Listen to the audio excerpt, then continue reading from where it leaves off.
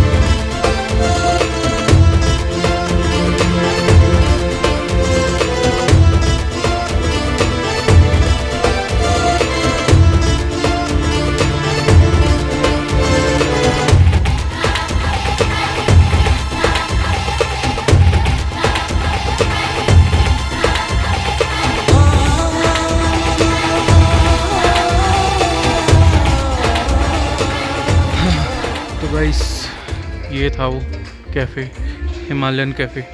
और यहाँ से पूरा ले मार्केट दिखता है और इसी को मॉल रोड भी कहा जाता है। ये देखो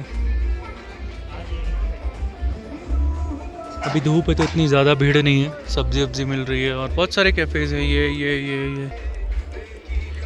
ये पैलेस में दिखा चुका था। ये कारदुंगला की रोड है ऊपर और यहाँ पे कुछ स्नो कैप माउंटेन्स और मस्त। बस अब आगे बढ़ते हैं, कैसा क्या है। तो गाइस हम हैं मनाली हाईवे पे और पहले भी आ चुका हूँ। अभी यहाँ से 2 किलोमीटर में है शे पैलेस। उसके बाद हम जाएंगे ठीक से मॉनेस्ट्री। देखते हैं, अंदर जाने का मन हुआ तो ठीक है, नहीं है तो बाहर से ही देख के और आ जाएंगे।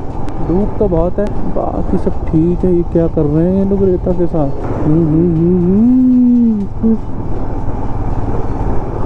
कुछ काट के यहाँ पे बना रहे हैं लग रहा है। सो दिस इज शे palace.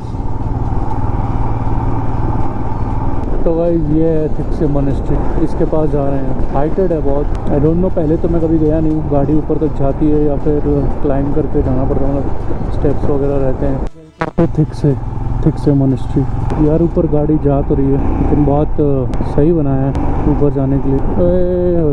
Many cafe, open area gym, गाड़ियाँ जा सकती है ऊपर ठीक से में। तो भाई यहाँ से व्यू तो बहुत सही है।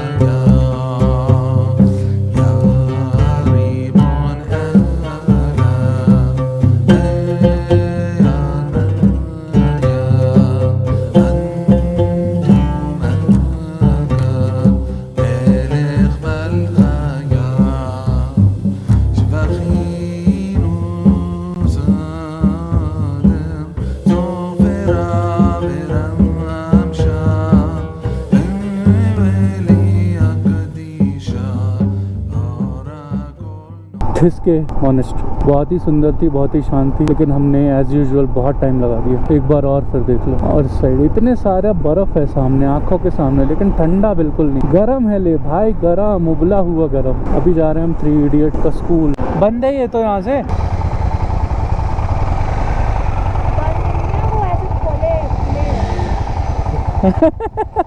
रिकॉर्ड हुआ है, रिकॉर्ड। यहाँ पे किसी लोकल से पूछते हैं कि मतलब कैसा है। गाइस ये है वो स्कूल का दरवाज़ा। अभी देखते हैं अंदर जाके स्कूल। तो इधर है no entry without permission. Road सही नहीं बनी है बस यहाँ पे। Rancho's coffee shop visitor centre.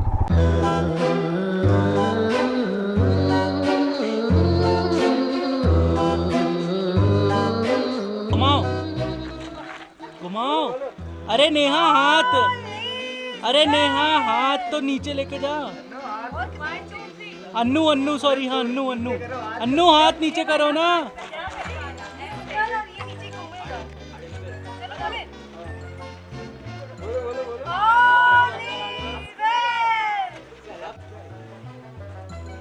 भाई रेंचो तो चला गया, लेकिन वो अपना ब्रांड छोड़ गया। यहाँ पे बहुत बड़ा ब्रांड बन चुका है।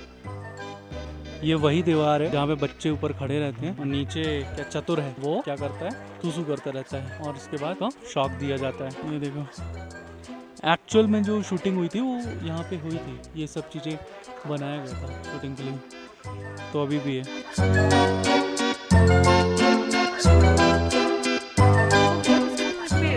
कुछ भी वर्ड लिखो उसका मतलब बताओ। उसने लिखा था फरहान, कहीं राजू होगा, राजू। और उसने बोला था, वही बोला था ना कि ये तो मेरे दोस्तों को रहना, ऐसा कोई वर्ड एग्जिस्ट ही नहीं करता जो अपने सामने उसको देखो, ऐसा कुछ बोला था ना। अच्छा yes, वो college nitrate and pre राजुलाइजेशन।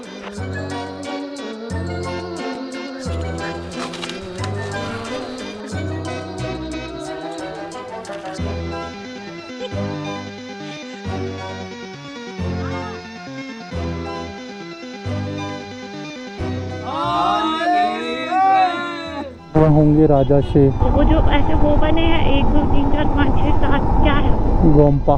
Guys ये है हॉल ऑफ फेम की पार्किंग, बहुत ही बड़ी है।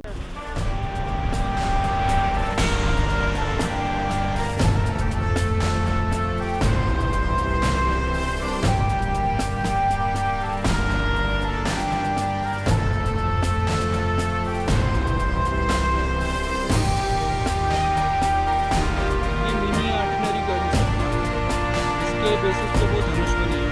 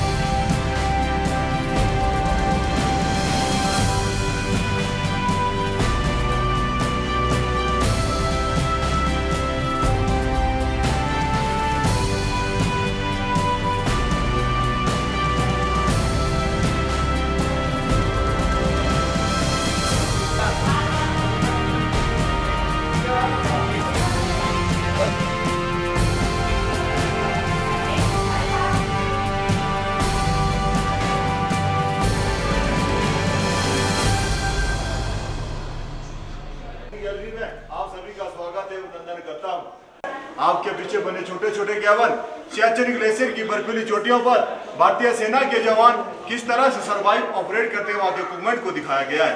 20 सेंटर शोकेस में रखे पाकिस्तानी सेना के कैप्चर वेपन, जिनको आप मेरी ब्रीफिंग के बाद डिटेल में देख सकते हैं। यह एक टेरेन मॉडल है जिसे किसी भी देश की सेना किसी भी ऑपरेशन को लॉन्च करने से पहले उस इलाके के बारे में जानकारी देता है। मॉडल पर रेड लाइन्स इस इलाके के रोड एंड ट्रैक को दर्शाता है और ब्लू लाइन्स इस इलाके की छोटी और बड़ी नदियों को दर्शाता है। मॉडल पर नॉर्थ को एरो के माध्यम से दर्शाया गया है, जबकि वास्तविक नॉर्थ भी इसी दिशा में है। मॉडल पर लाल रंग से दर्शाए गए कुछ गांव गुलतारी, गोंड, बिटियाल, बिजोट और मरोज, ये सभी पीओके के गांव हैं और LOC भी इन्हीं गांव से होकर गुजरती है। अभी हम जानना चाहते हैं कि 99 कारगिल वार हुआ क्यों। तो 99 कारगिल वार से पहले भारत सरकार और पाकिस्तान सरकार के बीच एक समझौता हुआ था। समझौते के तहत कि विंटर के समय ज्यादा हाइट वाले पोस्ट पर किसी भी देश की सेना नहीं रहेगी। भारतीय सेना ने समझौते का मान रखते हुए नीचे बेस में डाउन हो गई, लेकिन पाकिस्तानी सेना ने ऐसा नहीं किया। उन्होंने हमारे साथ धोखा किया और धोखे से कुछ एक पोस्टों को कैप्चर कर लिया, जो कि इस प्रकार से द्रास सेक्टर में 0.4875, टाइगर हिल 0.5140 और तोलोली। कारगिल सेक्टर में 0.5608, कक्सार और मजदार। पटालिक सेक्टर में जुबेर हाइट, मंतुथालो, खालूवार और यालदौर। तो इस प्रकार पाकिस्तानी सेना ने धोखे से 134 किलोमीटर का एरिया कवर कर लिया। पाकिस्तानी सेना ने जो करना था कर चुकी थी, अभी बारी थी भारतीय सेना की और पाकिस्तानी सेना को मुंह तोड़ जवाब देने की। लेकिन इससे पहले हमें कैसे पता चला कि पाकिस्तानी सेना ने धोखे से 134 किलोमीटर का एरिया कवर कर लिया। इलाका बटालिक सेक्टर। एक सिविल चरवा सीरी तासी नाम दया, जो अक्सर अपनी भेड़ बकरियों को चराने मंतुदाला के इलाके में जाया करते थे। एक दिन उन्होंने देखा कि कुछ लोग पठानी वेशभूषा में पत्थर से बंकर का निर्माण कर रहे थे। वह उन्हें देखते ही समझ गए ये ना भारतीय सैनिक है और ना ही भारतीय नागरिक। तो इस बात की सूचना उन्होंने बटालिक सेक्टर के आर्मी बेस कैंप में दी, जिससे सभी बटालियन एक्टिव हो गई और अपने अपने इलाके में पेट्रोलिंग भेजी। उनमें से एक सबसे महत्वपूर्ण पेट्रोलिंग टीम कक्सार के इलाके में भेजी गई, जिसका नेतृत्व कर रहे थे 4 जाट राइफल के कैप्टन सौरभ कालिया। इनके साथ 10 जवान और भी गए। ये पेट्रोलिंग टीम गई तो सही, लेकिन इनमें से कोई भी लौट कर वापिस नहीं आया। इसी दौरान द्रास सेक्टर में सेना का एक रेखीय हेलीकॉप्टर दुश्मन की गोलियों का शिकार हो गया और वहीं पे पिन डाउन हो गया। इन घटनाओं से तीनों भारतीय सेनाएं एक्टिव हो गई और अपने अपने इलाके में ऑपरेशन शुरू किया। इंडियन आर्मी ऑपरेशन विजय, इंडियन एयरफोर्स ऑपरेशन सफेद सागर और इंडियन नेवी ऑपरेशन तलवार। इंडियन आर्मी ने ऑपरेशन विजय के तहत सबसे पहले द्रास सेक्टर में ऑपरेशन को लॉन्च किया। द्रास सेक्टर में तोलोली काफी अहमियत वाली जगह थी, क्योंकि यहाँ से गुजरने वाला श्रीनगर NH1 जोलीला दरास, जो कि कारगिल से होते लेह को जोड़ता, जो कि दुश्मन की सीधी निगरानी में था। दुश्मन जब भी चाहता हमारी सप्लाई लाइन को कट कर सकता था। अगर हमें आगे का इलाका कैप्चर करना था तो तोलो लिंक को कैप्चर करना जरूरी था। तोलो लिंक को कैप्चर करने का टास्क 18 ग्रेनेडर्स को दिया गया। 18 ग्रेनेडर्स के मेजर राजेश अधिकारी वीरता और बहादुरी से लड़ते हुए तोलो लिंक के कुछ हिस्से को कैप्चर कर पाए, लेकिन इस दौरान वे दुश्मनों से लड़ते हुए वीरगति को प्राप्त हो गए। इनकी वीरता बहादुरी पराक्रम को देखते भारत सरकार द्वारा उन्हें मरणोपरांत महावीर चक्र सम्मानित किया। तोलो लिंक के बचे हुए हिस्से को कैप्चर करने का टास्क दूसरी बटालियन के कैप्टन विजय थापन को दिया गया। कैप्टन विजय थापन अपनी टुकड़ी के साथ वीरता और बहादुरी से लड़ते हुए खालू तोलो लिंक को कैप्चर तो किया, लेकिन इस दौरान वे दुश्मनों से लड़ते हुए वीरगति को प्राप्त हुए। उस समय वो मात्र 22 वर्ष के थे। शहीद होने से 2 दिन पहले उन्होंने अपने माता पिता को खत लिखा था, जो कि द लास्ट पोस्ट की दीवार के उस कोने पे लगाया, जिसको आप मेरी ब्रीफिंग के बाद में पढ़ सकते हैं। अब बारी थी 0.5140 की। 0.5140 को कैप्चर करने का टास्क 13 जाट राइफल के कैप्टन विक्रम बत्रा को दिया गया। कैप्टन विक्रम बत्रा अपनी टुकड़ी के साथ वीरता और बहादुरी से लड़ते हुए 0.5140 को कैप्चर तो किया, लेकिन इस दौरान वे घायल हो गए और अपने कमांड पोस्ट को 4 शब्दों का मैसेज पास किया है, दिल मांगे मोर। क्योंकि कैप्टन विक्रम बत्रा यहीं पे रुकने वाले नहीं थे, इनका दिल और मांग रहा था, वो था 0.4875 को कैप्चर करने से कुछ ही समय पहले वे दुश्मनों से लड़ते हुए वीरगति को प्राप्त हो गए। इनकी वीरता बहादुरी पराक्रम को देखते भारत सरकार द्वारा उन्हें मरणोपरांत परमवीर चक्र सम्मानित। 0.4875 को कैप्चर करना भी बाकी था। उन्हीं की टीम का एक जाबाज सिपाही राइफलमैन संजय कुमार, जो कि दुश्मन की गोलियां बरसाती हुई मशीन गन को बैरल से खींचकर बाहर ले आए और उसी पे काबू पाते हुए दुश्मनों को मार गिराया और वहां से जीवित भी लौट कर आए। इनकी वीरता बहादुरी पराक्रम को देखते भारत सरकार द्वारा उन्हें परमवीर चक्र सम्मानित किया गया। अब बारी थी टाइगर हिल। टाइगर हिल को कैप्चर करने का टास्क दोबारा 18 ग्रेनेडर्स को दिया गया। 18 ग्रेनेडर्स की घातक प्लाटून, जिसका नेतृत्व कर रहे थे लेफ्टिनेंट बलवान सिंह। लेफ्टिनेंट बलवान सिंह अपनी टुकड़ी के साथ वीरता और बहादुरी से लड़ते हुए टाइगर हिल की चोटी की तरफ बढ़े। उन्हीं की टीम का एक जाबाज सिपाही ग्रेनेडियर योगेंद्र सिंह यादव, जिनको 17 गोलियां लगने के बाद भी टाइगर हिल में जाके दुश्मनों को मार गिराया और हमेशा हमेशा के लिए भारतीय झंडे को लहरा दिया और वहां से जीवित भी लौट कर आए। इनकी वीरता बहादुरी पराक्रम को देखते भारत सरकार द्वारा उन्हें परमवीर चक्र से सम्मानित किया गया। इस प्रकार ऑपरेशन विजय के तहत कारगिल सेक्टर के सभी पोस्टों को कैप्चर कर लिया। अब बारी थी बटालिक सेक्टर की। बटालिक सेक्टर में जुबेर हाइट काफी अहमियत वाली जगह थी, क्योंकि भारतीय सेना को आगे बढ़ने का मार्ग यहीं से प्रशस्त होता। जुबेर हाइट को कैप्चर करने का टास्क फर्स्ट बिहार रेजिमेंट को दिया गया। वीर बिहारियों ने अद्भुत पराक्रम का परिचय दिया और जुबेर हाइट को कैप्चर कर लिया।